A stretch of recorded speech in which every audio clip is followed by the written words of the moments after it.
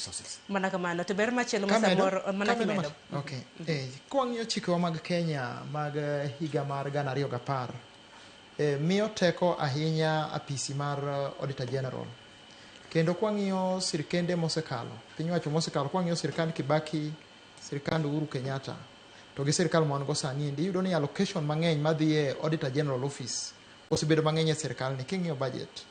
To e chikewa mar higa 2010 miyo Auditor General, kwang'iyo article 229 sub article 6 and 7, miyo teko Auditor General mar mondo mi otim tije. Kendo maendi iriwo lwedo gi Act, Public Finance Management Act of 2012 and Public Audit Act of 2015. Miyo teko apisi mar Auditor General mondo ng'i ni allocation madhi e sirkal mag county chalo nade.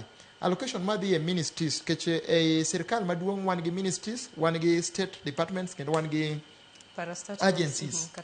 Agencies. Kech koro mano nyaka ng'i.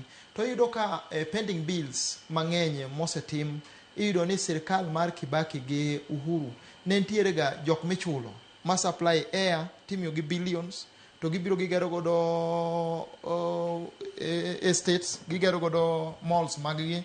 Koro joma onge go tiyanyo mana ni joma ofuwo kendo ok ti matek. Koro magi iyudo ka mbadi osedhi mong'ado.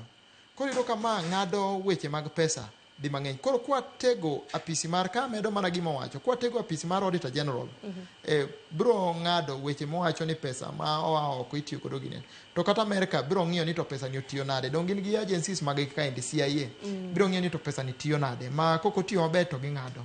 Ma gima osebedo. Koro kik wabedru gi luoro, wa miuru sirkal lwedo kama gitimo marach to be wawacho.